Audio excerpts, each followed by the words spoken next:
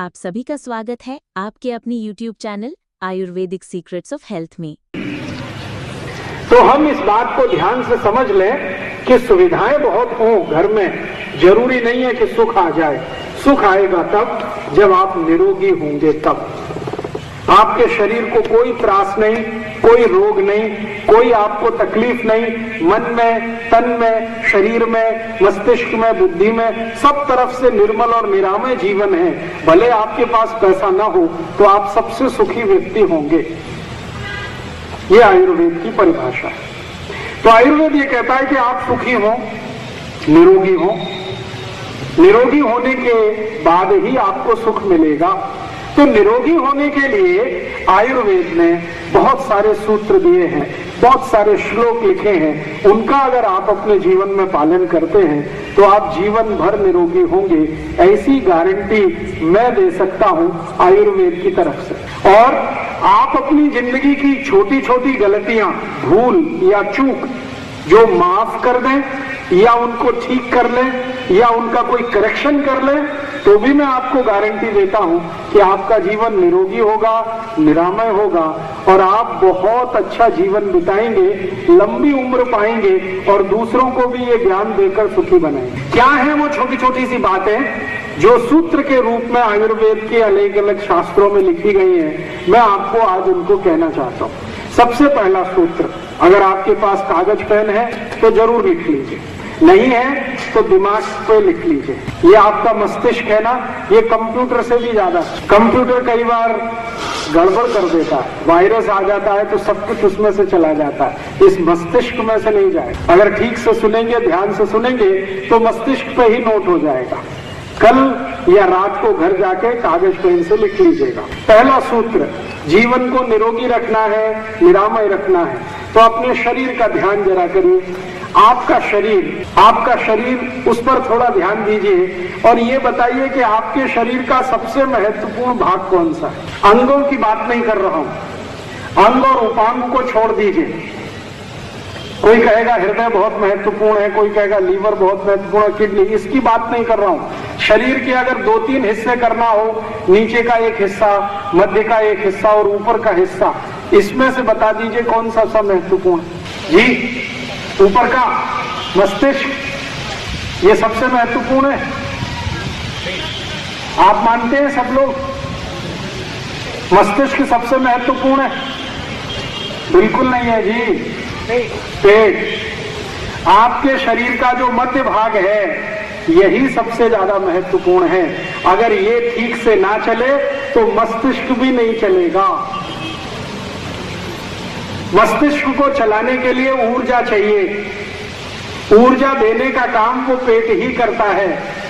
शरीर के सारे अंगों को, शरीर के सारे उपांगों को ऊर्जा देने का काम, एनर्जी देने का काम पेट करता है, शरीर का मध्य भाग करता है। ये पेट ना हो तो आपके शरीर में रक्त नहीं बनेगा, ये पेट ना हो तो आपके शरीर में वीर्य नहीं बनेगा, ये पेट ना हो तो आपके शरीर में मज्जा नहीं बनेगी। ये पेट अगर नहीं हुआ तो कुछ भी नहीं बनेगा, आपका शरीर ही नहीं चलेगा। और ये पेट नहीं होता तो मेरी आपकी भेंट भी नहीं होती। अब मध्य का भाग आपका सबसे महत्वपूर्ण है, ये अगर आपके समझ में आ जाए, क्योंकि हम जो कुछ भी खाते हैं वो पेट में ही जाता है, पेट में से उसका पाचन होता है, पाचन होने के बाद उसमें से रक्त बनता है, मांस बनता है, मज्जा बनती है, वीर्य बनता है, उसी में से शरीर के लिए पोषक तत्व मिलते हैं, अंग्रेजी में जिनको माइक्रो न्यूट्रिएंट्स कहते हैं। उन्हीं पोषक तत्वों की ताकत से हड्डियां बनती हैं, उन्हीं पोषक तत्वों की ताकत से शरीर के विभिन्न तरह के हार्मोन्स बनते हैं, जिससे मस्तिष्क भी चलता है, बाकी सब कुछ ठीक ठीक चलता है। तो इसका अर्थ ये हुआ कि हम जो कुछ भी खाएं वो ठीक से पाचन हो, ये हमें ध्यान देने की जरूरत है।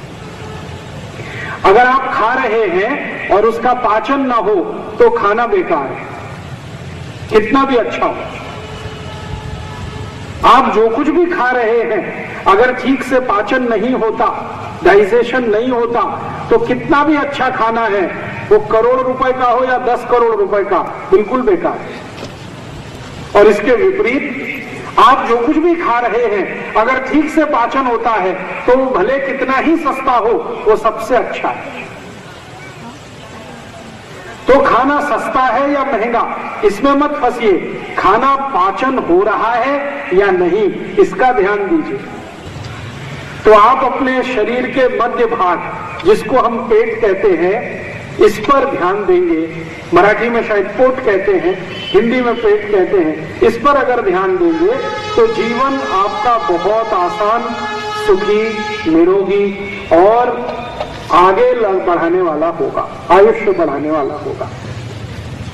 अब हमारा पेट ठीक रहे, इसका माने जो कुछ भी खाएं उसका ठीक से पाचन हो जाए। इस दृष्टि से आयुर्वेद में कई सूत्र लिखे, चरक ऋषि ने लिखे, भागवत जी ने लिखे, काश्यप जी ने लिखे, आत्रेय ने लिखे, ऐसे कई ऋषियों ने लिखे।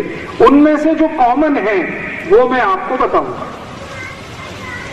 हम पहले एक छोटा सा उदाहरण है तो हमको समझ में आए आपको ऐसी एक बात मैं आपसे बोलता हूं। आप सभी माताएं यहां बैठी हैं, रसोई घर में, स्वयंपाक घर में आप नियमित रूप से काम करते हैं। आपके पास अगर दूध है और आपके पास चावल भी है और खीर बनानी, दूध भी है, चावल भी है, लेकिन आग नहीं है, अग्नि नहीं है, तो खीर बन सकती है? नहीं बन सकती। इसी तरीके से आपके पास पानी बहुत अच्छा है, चावल भी बहुत अच्छा है, अग्नि नहीं है, भात पकेगा नहीं। आपके पास बहुत अच्छा भाजी पाला है और बहुत अच्छा मसाला है, लेकिन अग्नि नहीं है, तो भाजी बनेगी? नहीं बनेगी। मैं आपके ध्यान में ये लाना चाहता हूं कि स्वयंपाक घर में सबसे महत्वपूर्ण जो तत्व है वो अग्नि है। अगर स्वयंपाक घर में अग्नि नहीं है, बाकी सब कुछ है, तो स्वयंपाक घर किसी काम का नहीं है, कुछ भी आप नहीं बना सकते। आप इस बात को अगर ठीक से समझ लें कि स्वयंपाक घर में कुछ भी खाना बनाना हो, भोजन पकाना हो, तो अग्नि सबसे आवश्यक तत्व है। अगर ये बात आपको समझ में आती है तो आपके शरीर के लिए भी बात बहुत आसान से समझ में आएगी कि जो अग्नि स्वयंपाक घर के लिए सबसे महत्वपूर्ण है, वही अग्नि आपके पोट के लिए भी सबसे महत्वपूर्ण है। अगर आपके पोट में अग्नि नहीं है तो आप कुछ भी खाइए, कभी भी नहीं पचेगा। स्वयंपाक घर में अग्नि नहीं है तो कुछ भी लाइए, कभी भी भोजन नहीं बनेगा। तो जैसे स्वयंपाक घर की अग्नि महत्वपूर्ण है, ऐसे ही पोट की अग्नि महत्वपूर्ण है। अगर आपके पोट में बराबर अग्नि है तो आपको भोजन बहुत अच्छे से पचेगा, और भोजन पचेगा तो मैंने आपसे कहा कि उसी में से मांस, मज्जा, रक्त, वीर्य, मल, मूत्र और उसके जो सूक्ष्म पोषक तत्व तो सब उसी में से बनेगा। अब जो शरीर के काम का है वो शरीर में रह जाएगा और जो बेकार है वो शरीर से निकल जाएगा। आपके शरीर के जो काम का नहीं है वो मल है और मूत्र है, तो वो मल और मूत्र तो निकल जाएगा, बाकी जो कुछ है वो शरीर के काम का है तो शरीर में रह जाएगा।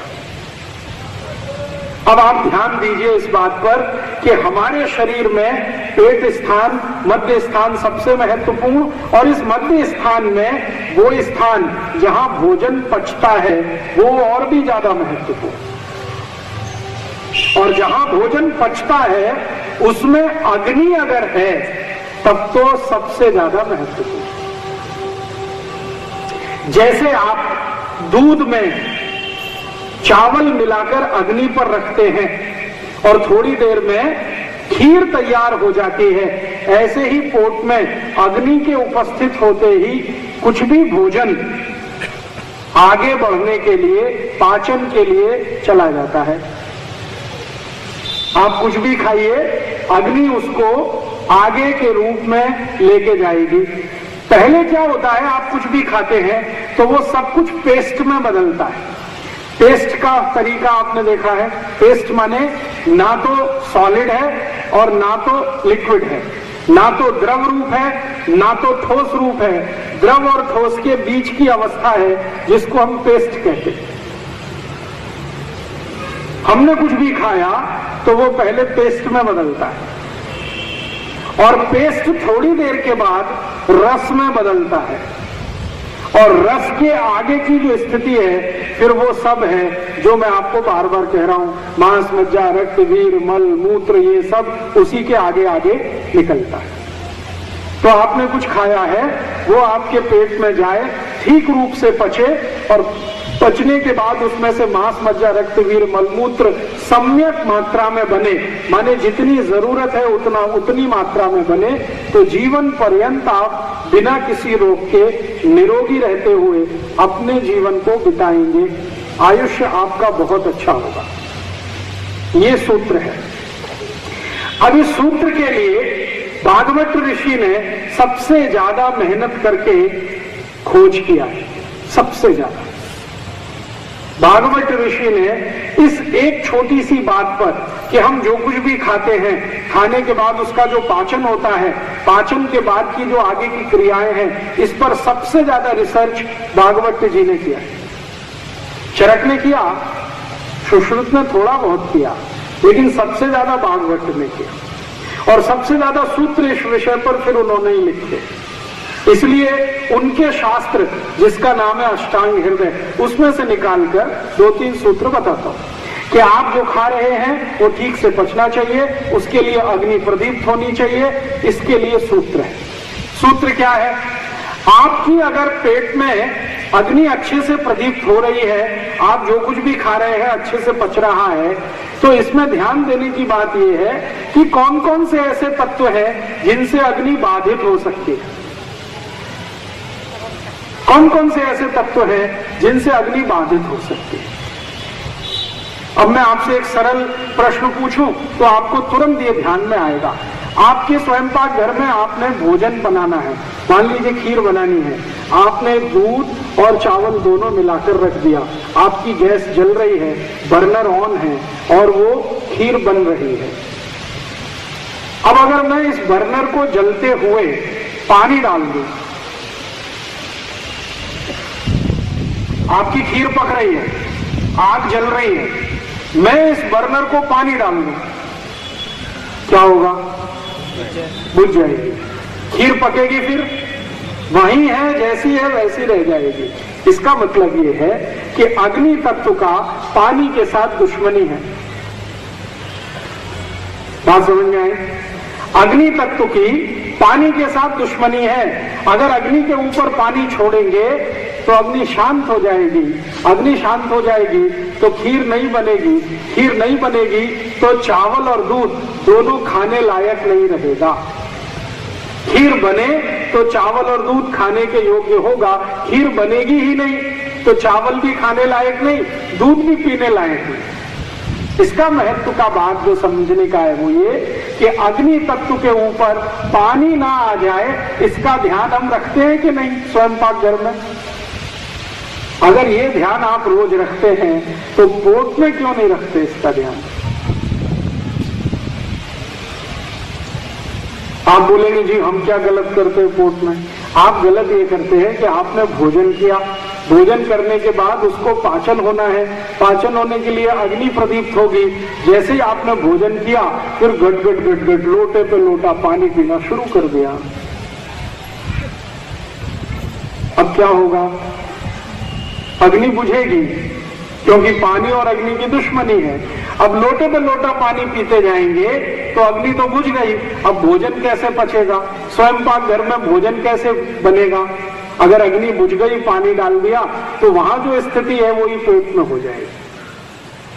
और अगर भोजन नहीं पचेगा तो फिर क्या करेगा? सड़ेगा। और सड़ा हुआ भोजन भागवत ऋषि के अनुसार 103 रोग पैदा करेगा। एक नहीं, 103। मतलब सीधी सी बात यह है कि जो लोग भोजन के बाद गट गट लोटे पे लोटा पानी पिएंगे उनको जिंदगी में 103 रोग जरूर आएंगे। अब 103 रोग आएंगे तो डॉक्टर के तो मजे आएंगे और आपके घर का पैसा जाएगा। आप रोडपति हो जाएंगे, डॉक्टर करोड़पति हो जाएगा। ये 103 रोग कौन कौन से आएंगे, उनकी सूची है।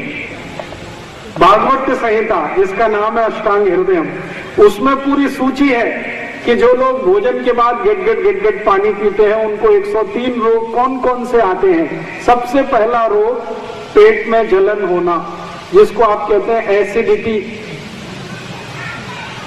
जो लोग भी खाने के तुरंत बाद पानी पीते हैं, 101% नहीं, 201%, 1000% उनको एसिडिटी होती ही है।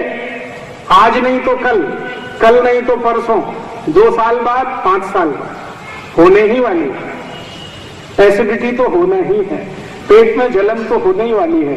और ये पेट की जलन आगे बढ़ते बढ़ते छाती तक आती है, फिर छाती में जलन, और आगे बढ़े तो गले में जलन, फिर पूरे शरीर में जलन। किसी को यहाँ पांव में जलन, किसी को यहाँ गुर्दे में जलन, पूरा शरीर में आग ही आग, आग ही आग। और ये अगर आग फैल गई तो पित्त बिगड़ता है, और पित्त बिगड़े तो शरीर भी बिगड़ता है, और शरीर बिगड़े तो जिंदगी बिगड़ती है। इसलिए ध्यान इस बात को देना है कि स्वयं पाक घर में दूध और चावल को पकाते समय आग का जलना बहुत जरूरी है। ऐसे ही हमारे शरीर में खाना खाने के बाद आग का जलना बहुत जरूरी है, ताकि भोजन ठीक से पके। इसके लिए पानी का और आग का मेल नहीं है, तो मतलब सीधा सा ये है कि खाना खाने के बाद पानी मत पियो।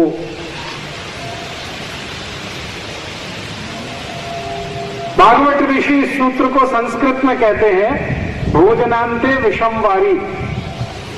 भोजन के अंत में पानी पीना विष पीने के जैसा है। विष माने जहर।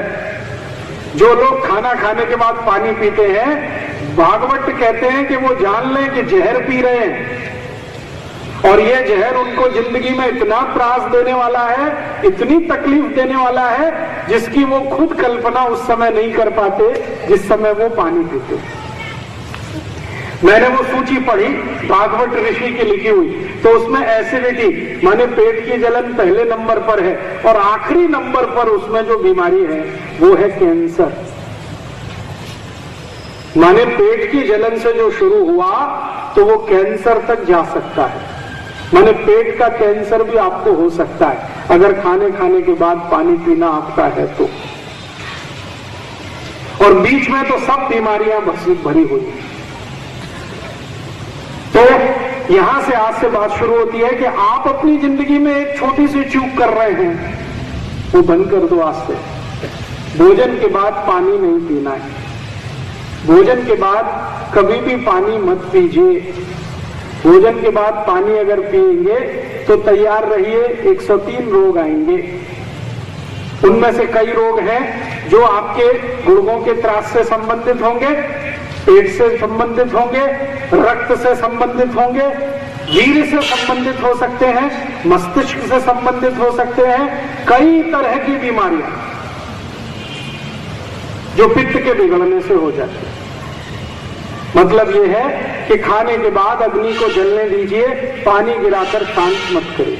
अब मैं आपको एक और उदाहरण देता हूं तो जल्दी से आपको ये बात समझ में आए। आपने पशुओं को देखा है, पशुओं को, जानवरों को, गाय को, मछली को, गधे को, घोड़े को, बैल को, इन सबको आपने देखा है, अच्छे से देखा है। आप जरा देखिए कि कौन सा पशु है जो खाना खाने के तुरंत बाद पानी पीता है। नाम बताइए किसी एक का। कभी गाय को देखा खाना खाते ही पानी पी लेती है। मछली को देखा, मछली सबसे मूर्ख मानी जाती है, सबसे मूर्ख। उसको भी इतनी अकल है कि वो भोजन के बाद पानी नहीं पीती। मैंने देखा है मछली सुबह सुबह खाना खाती है, 6 बजे 7 बजे भरपेट खाना खाती है, और पानी 11 बजे 12 बजे ही पीती है। मैंने खाना खाने के 4 तास बाद पानी पीती है मछली। उसको भी इतनी अकल है, मनुष्य को नहीं है। मछली से भी गया बेटा। कुत्ते को देखिए, मछली को देखिए, गाय को देखिए, बैल को देखिए, गधे को देखिए, घोड़े को देखिए, हाथी को देखिए, किसी भी जानवर को देखिए, भोजन करने के साथ कोई भी जानवर पानी नहीं पीता। कम से कम 4 तास, अधिक से अधिक 5 तास के बाद ही सब जानवर पानी पीते हैं। इसलिए किसी भी जानवर को गुर्दे का त्रास नहीं होता। किसी भी मछली को डायबिटीज नहीं होती। किसी भी बैल को मनके का त्रास नहीं होता। सुना है, बैल एक दिन में 3 टन वजन लेके जाता है, 3000 किलो, और कम से कम 60 किलोमीटर चलता है। किसी भी बैल को आज तक नहीं सुना कि मनके का त्रास हो गया। और ये मनुष्य 10 किलो का एक पोता उठाए तो मनके का त्रास हो जाए, डायबिटीज हो जाए, अर्थराइटिस हो जाए, अस्थमा हो जाए, 148 रोगों की लिस्ट है जो कभी भी हो जाए। तो मुझे भागवत ऋषि के ये सूत्र को आपके ध्यान में लाना है। वो ये भागवत ऋषि कहते हैं, भोजनांते विषमवारी, भोजन के अंत में पानी पीना तो जहर पीने के जैसा है, विष पीने के जैसा है। मतलब मेरा आपको एक छोटी सी सूचना है कि भोजन के बाद पानी मत पियो। तो क्या होगा, आप जो कुछ भी खाएंगे अग्नि प्रदीप्त होगी, अग्नि से उसका पाचन हो जाएगा, पाचन के बाद उसमें से मांस, मज्जा, रक्त, वीर, मलमूत्र ठीक से बन जाएगा, वो शरीर के काम आ जाएगा। इसलिए भोजन के बाद पानी मत पियो। तो आप पूछेंगे कब तक नहीं पिए? पशु तो 4 घंटे नहीं पीते, 4 तास। आप अभी मैं आपको एक सरल माहिती दे देता हूं, फिर आप तय कर सकते हैं कि कितने घंटे बाद पिए। हम जो कुछ भी खाते हैं, मैंने आपसे कहा कि पहले वो पेस्ट में बदलता है। पेस्ट आप समझते हैं, कोई वस्तु ना तो द्रव है, ना तो ठोस है, बीच की अवस्था है, ना तो सॉलिड है, ना तो लिक्विड है, बीच की अवस्था पेस्ट। तो जो कुछ भी खाया वो पेस्ट में बदलता है। इसको लगभग 1 तास लगता है। और पेस्ट के बाद अगला जो चरण है वो है रस बनने का। पहले पेस्ट बनेगा भोजन, फिर बाद में रस में बदलता है। और रस बदलने का जो समय है वो 1 तास से शुरू होता है और 2 तास तक चलता है। आप जानते हैं, कोई भी चीज रस बने तो उसमें पानी का होना आवश्यक है, नहीं तो रस नहीं होगा। तो जब भोजन रस बनना शुरू करता है उस समय पानी पीना सबसे अच्छा होता है। तो कम से कम 1 तास बाद, जास्ती से जास्ती 2 तास बाद पानी पीना। आप बोलेंगे अरे ये कैसे होने वाला है, हमारी तो आदत पड़ी हुई है। बहुत लोगों को मैंने देखा है कि भोजन कम पानी ज्यादा पीते हैं। 1 लोटा नहीं 2-2 लोटा लगता है उनको, 3-3 लोटा लगता है। ये आदत बदलनी पड़ेगी, नहीं तो आप स्वस्थ नहीं रह सकते।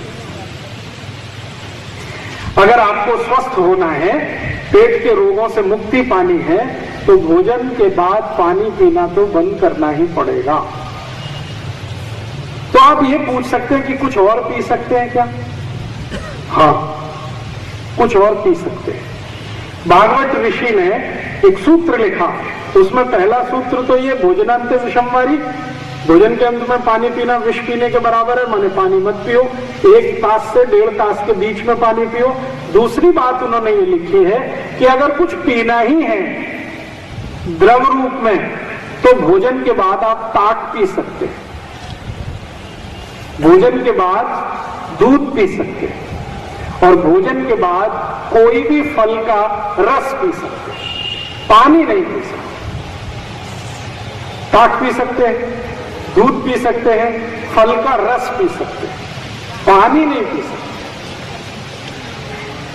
अब आपके मन में तुरंत एक प्रश्न आएगा कि ताक पी सकते हैं, पानी क्यों नहीं पी सकते? ताक में भी तो पानी ही है कि नहीं? दही तो थोड़ा ही है, पानी तो ज्यादा है। और दूध में भी तो पानी ही है, और रस में तो पानी ही पानी है। तो रस पी सकते हैं, ताक पी सकते हैं, दूध पी सकते हैं, तो पानी क्यों नहीं पी सकते? इसका उत्तर मैं सरल तरीके से देता हूं। आपने कोई फिल्म का गीत सुना, मुझे फिल्म का नाम याद नहीं, गीत याद है, पानी रे पानी तेरा रंग कैसा, जिसमें मिला दो उस जैसा। ये है ना, ये गीत आपके शरीर की फिलॉसफी है। पानी रे पानी तेरा रंग कैसा, रंग से मतलब गुण, उसके गुण कैसे हैं पानी के? पानी के अपने गुण कुछ भी नहीं है, जिस चीज में आप मिला देते हो वैसा ही है। पानी को दही में मिलाया, ताक बनेगी, तो उसमें पानी का गुण नहीं आएगा, दही का आएगा। पानी को दूध में मिलाया तो पानी में पानी का गुण नहीं आएगा, दूध का गुण आएगा। अगर आम का रस निकाला आपने और उसमें पानी मिलाया तो उसमें पानी का गुण नहीं आएगा, आम का गुण आएगा। संतरे का रस निकाला, उसमें पानी मिला दिया तो पानी नहीं रहेगा, वो संतरे का गुण उस पानी में आ जाएगा। तो पानी पीने का तो निषेध है, लेकिन रस पी सकते हैं, क्योंकि रस में जो पानी है वो फल के गुण वाला है।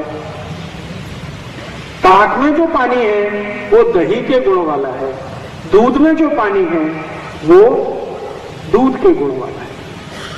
तो आप भोजन के बाद अगर कुछ पीना चाहते हैं तो 3 चीजों का आपको परमिशन है। आप या तो रस पीजिए, या तो दूध पीजिए, और या तो ताक पीजिए, पानी मत पीजिए। पानी कब पीना है? कम से कम 1 तास 30 मिनट के बाद पानी पीजिए, 1.5 तास के बाद पानी पीजिए। अब चलेगा? फिर कुछ लोग कहेंगे गले में फंस गया तो, भोजन गले में फंस गया तो। भोजन गले में कब फंसता है, इसके लिए भी एक कारण है। अगर आप भोजन जल्दी जल्दी खाएंगे तो जरूर गले में फंसेगा, लेकिन धीरे धीरे खाएंगे कभी भी नहीं फंसेगा। मराठी में एक वो सूत्र है ना, सावकाश गया हड़ू हड़ू गया, ये तो बहुत बड़ा सूत्र है। जिस महान व्यक्ति ने ये सूत्र मराठी में लिखा उसको मैं वंदन करता हूं। उसने भागवत संहिता का सारा निचोड़ एक सूत्र में लिख दिया, सावकाश गया हड़ू हड़ू गया। भागवत ऋषि को ये बताने में 7000 सूत्र लगे, और जिस मराठी महान व्यक्ति ने ये लिख दिया सावकाश गया हड़ू हड़ू गया, वो जरूर भागवत का पक्का चेला रहा होगा। गुरु की सब माहिती लेके उसने एक सूत्र में लिख दिया, धीरे धीरे खाओ, जल्दी जल्दी मत करो। तो जल्दी जल्दी नहीं करोगे तो गले में नहीं फंसेगा, धीरे धीरे खाएंगे गले में आराम से उतर जाए। इसलिए पानी की अब आज से दिक्कत खत्म, आप धीरे धीरे खाना खाइए। अब आप पूछेंगे कि कितना धीरे खाएं? इसकी भी तो कोई लिमिट होगी। कोई कहेगा जी 1 तास लगाएं खाना खाने में, कोई कहेगा 2 घंटे खाना खाते रहें क्या, या दिन भर खाते ही रहें क्या? इसकी भी तो कोई लिमिट होगी, कोई मिनिमम कोई मैक्सिमम। तो इसकी लिमिट में बहुत अच्छा एक सूत्र मैं आपको बताता हूं, कितना धीरे खाना। आप सबके लिए अपना अपना समय भोजन का निकालना है, तो एक सरल सूत्र बताता हूं। आज रात को नहीं तो कल सुबह आप अपने घर में आरसे के सामने खड़े हो जाइए और मुंह खोलिए और अपने दांत गिनिए। आपके घर में जहां भी आरसा लगा है उसके सामने खड़े होकर मुंह खोलकर अपने दांत गिनिए। आपके कितने दांत हैं? तो आप वो कहेंगे 32, कोई कहेगा 30, कोई कहेगा 28, कोई कहेगा 26। ऐसे सबके अलग अलग होंगे। जरूरी नहीं है कि सबको 32 हो, ये भी जरूरी नहीं है कि सबको 28 हो, अलग अलग होंगे। तो सभी व्यक्तियों के लिए भोजन का समय भी अलग अलग तय होगा। तो आप पहले कल गिन लो अपने अपने दांत कितने हैं। जितने आपके दांत हैं उसके हिसाब से आपके भोजन का समय नक्की होगा। कैसे होगा? आपने भाकरी का एक टुकड़ा मुंह में रखा, तो जितने दांत हैं उतनी बार उसको चबाइए, उतना समय लगाइए। ये है सूत्र। आप कहेंगे जी 32 दांत हैं, तो भाकरी का एक टुकड़ा मुंह में रखिए, 32 बार चबाइए, गिनकर चबाइए। जिसको